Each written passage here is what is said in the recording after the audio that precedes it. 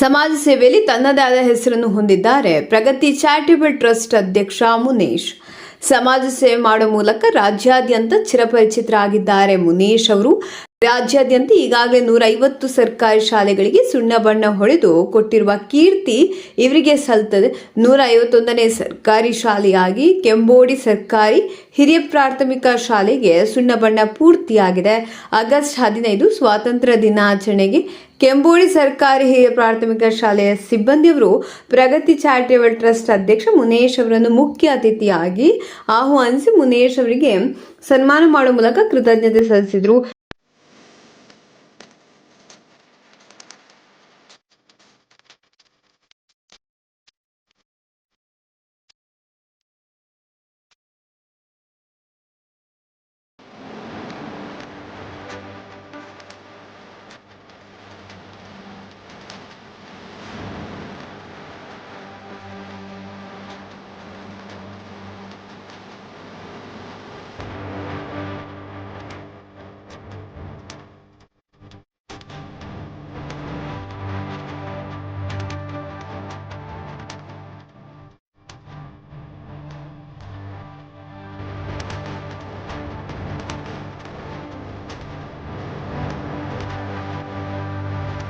ಪ್ರಗತಿ charitable trust ಅಧ್ಯಕ್ಷ ಮುನೇಶ್ ಅವರು ಮಾತನಾಡಿ, ಸರ್ಕಾರಿ ಶಾಲೆಗಳ ಉಳಿವಿಗಾಗಿ ಮತ್ತು ಉನ್ನತೀಕರಣಕ್ಕಾಗಿ ಸದಾ ಸಿದ್ಧ ಎಂದು ತಿಳಿಸಿದರು.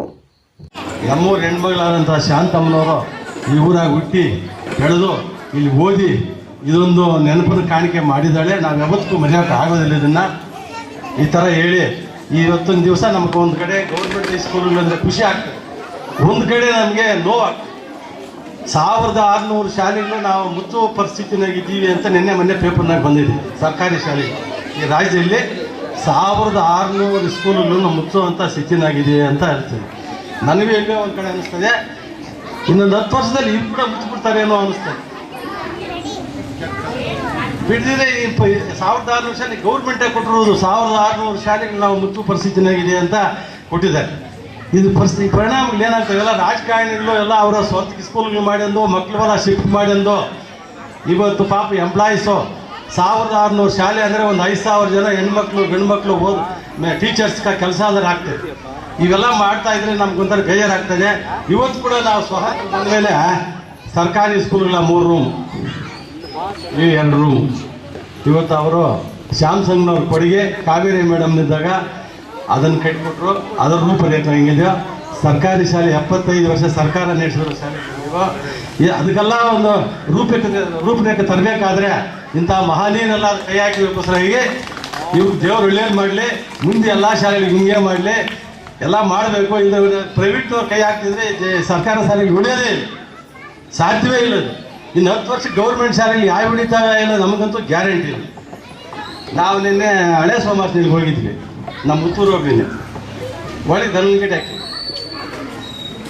ನೆಂದ ಮಳಿಗೆ ಹೋಗಿದ್ದೆ. ಕುರಿಗಳು ಓಡ್ತವೆ. ನೀರ್ಕಂಠಪುರಕ್ಕೆ ಹೋದರೆ ಆ ಸ್ಕೂಲ್ ಅಂಬರು ಕೇಳೋರೇ ಇಲ್ಲ. ಏನು ಈ ಪರಿಸ್ಥಿತಿ ಬಂದ್ಬಿಟ್ರೆ ಹೆಂಗೆ ಇನ್ನು ಮುಂದೆ ಬಡವ್ರ ಮಕ್ಳು ಏನು ಮಾಡೋದು, ಕೂಲಿ ಕಾರ್ಮಿಕರ ಮಕ್ಳು ಏನು ಮಾಡೋದು? ಎಲ್ಲ ಟೆಂಪುಗಳಿಗೆ ಸುಧಾರಾಗ್ಯವ್ರೆ. ಸರ್ಕಾರಿ ಶಾಲೆಗಳ ಮ್ಯಾಗ ಯಾರಿಗೂ ಇಂಟ್ರೆಸ್ಟ್ ಇಲ್ಲ. ಎಲ್ಲ ಗ್ಯಾರಂಟಿಗಳು ಕೊಟ್ಟೊಂದು ಎಲ್ಲ ಓಡೇಗ್ಲಿ ಬಸ್ಲಿಕ್ಕ ಅಂತೇಳಿ ಈ ಸ್ಕೂಲ್ಗೆ ಮರ್ತಾಗಿರೋ ಜನಗಳಿಗೆ ಗ್ಯಾರಂಟಿ ಕೊಟ್ಟರೆ ಸಾಕು, ನಾವು ನಿಮ್ಗೆ ಓಟ್ ಹಾಕಿದ್ರೆ ಸಾಕು. ಈಗ ಯಾವ್ಯಾವ ಬೇಕಾಗಿ ಮೂಲಭೂತ ಸೌಕರ್ಯಗಳು ಯಾವ್ಯಾವ ಬೇಕಾಗಿಲ್ಲ. ಯಾರಿಗೂ ಇಂಟ್ರೆಸ್ಟ್ ಇಲ್ಲ, ನಮಗೂ ಕೂಡ ಇಂಟ್ರೆಸ್ಟ್ ಇಲ್ಲ, ಬೆಳ್ಳಪ್ಪನಿಗೂ ಇಂಟ್ರೆಸ್ಟ್ ಇಲ್ಲ, ಇಲ್ಲಿ ಕೂತಂದಿರೋರ್ಗೂ ಇಂಟ್ರೆಸ್ಟ್ ಇಲ್ಲ.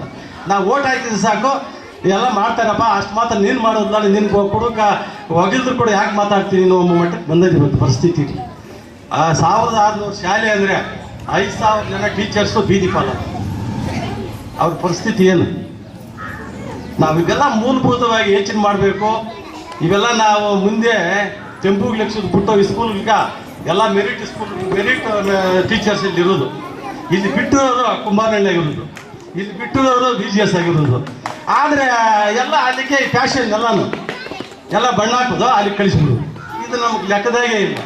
ಇವತ್ತು ಲಾಯರ್ ಹೇಳಿದ್ರು, ಇಷ್ಟು ಮಾತ್ರ ಟೀಚರ್ನ ನಾವು ವಿದ್ಯಾಜ್ಯೋತಿಗೆ ನಮ್ಮ ಮಕ್ಕಳು ಓದ್ತಾರೆ ಅಂದ್ಮೇಲೆ ನಾವು ಅದಕ್ಕೆ ಹೊರಟೋಗಿದ್ವಿ. ನಮ್ಮ ಇಷ್ಟು ಮಾತ್ರ ಅಲ್ಲಿ ಇದೇ ಇಲ್ಲ, ಆಕ್ಟ್ನೆಸ್ ಇಲ್ಲ, ಚಳವಳಿಕೆ ಇಲ್ಲ. ಎಲ್ಲ ಥರನೂ ಈ ಥರ ಬೇಕು ನೋಡಿ. ಈಗ ಯಾವ ಥರ ಮಕ್ಕಳನ್ನ ಬದಲಾವಣೆ ಮಾಡಿವ್ರೆ, ಯಾವ ಥರ ಇದು ಮಾಡಿವ್ರೆ, ಇದೆಲ್ಲ ಮುಂದೆ ದೇವ್ರು ಒಳ್ಳೇದು ಮಾಡಬೇಕಾದ್ರೆ ಇವೆಲ್ಲ ನಾವು ಇದ್ದಾವಾದರೆ ಮಾಡೋಕ್ಕೆ ಕಷ್ಟ. ಆದರೆ ಮೆರಿಟ್ ನಮ್ಮದೇ ಇಲ್ಲ, ಎಲ್ಲ ನಾನು ನನ್ನ ಮಗಳಿಗೆ ಅನ್ನಿಸ್ಬೇಕು, ನನ್ನ ಮಗಳಿಗೆ ಅನ್ನಿಸ್ಬೇಕು.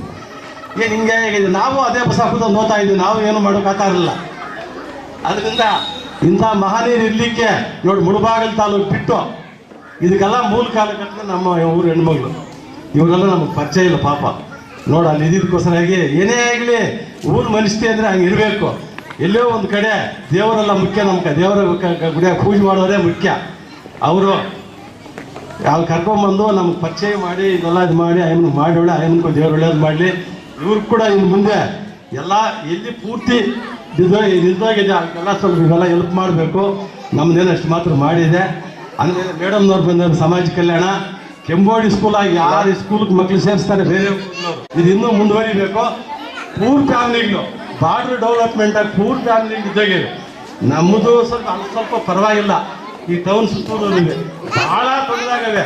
ನಾವು ನೆಂದ ಮೇಲೆ ಹೋಗಿದ್ವಿ ದನ್ಗಿಡಕ್ಕೆ ಏನಲ್ಲಿ ವೆಂಕಟೇಶ್ ಏನಲ್ಲಿ ಏನು ಹೇಳ್ಬೇಕು ಅಂತಾನೆ ಗೊತ್ತಾಗ್ತಾ ಇಲ್ಲ. ಯಾಕಂದ್ರೆ ನಾನು ಓದಿರೋ ಶಾಲೆ ಇತ್ತು. ತುಂಬಾ ಖುಷಿ ಆಗ್ತಾ ಇದೆ ಶಾಲೆ ನೋಡಿದ್ದಕ್ಕೆ. ನಾವೇನಾದ್ರೂ ಒಂದು ಹೆಲ್ಪ್ ಮಾಡಬೇಕು ಅಂತ ಕರೆದಾಗ ನನಗೆ ತುಂಬಾ ಖುಷಿ ಆಯಿತು. ಮಾಡಬೇಕು, ನಾವು ಓದಿರೋ ಸ್ಕೂಲು ನಮ್ಮ ಕೈಯಲ್ಲಿ ಆಗಲಿಲ್ಲ ಅಂತ ಹೇಳಿದ್ರೆ ಕೂಡ ಬೇರೆಯವರಿಂದ ಆದರೂ ಮಾಡಿಸ್ಬೇಕು ಅಂತ ಹೇಳ್ಬಿಟ್ಟು ನನಗೆ ಸಡನ್ನಾಗಿ ಜ್ಞಾಪಕ ಬಂದಿತ್ತು ಅಂದರೆ ಮುನೀಶಣ್ಣವ್ರೆ.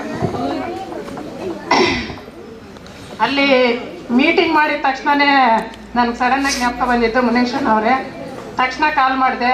ಪೇಂಟಿಂಗ್ಸು ಅಂತ ಹೇಳಿದ ತಕ್ಷಣ ಅವರು ನಮ್ಮ ತಾಲೂಕಲ್ಲಿ ಸುಮಾರು ಶಾಲೆಗಳಿಗೆ ಪೇಂಟಿಂಗನ್ನು ಮಾಡಿದ್ದಾರೆ, ಈ ಸ್ಕೂಲ್ಗೂ ಕೂಡ ಮಾಡಿಸ್ಬೋದು ಅಂತ ನಂಬಿಕೆ ಇಟ್ಕೊಂಡು ಕಾಲ್ ಮಾಡಿದ್ದಕ್ಕೆ ಖಂಡಿತ ಮಾಡೋಣ ಮೇಡಮ್ ಅಂತ ಹೇಳಿದರು.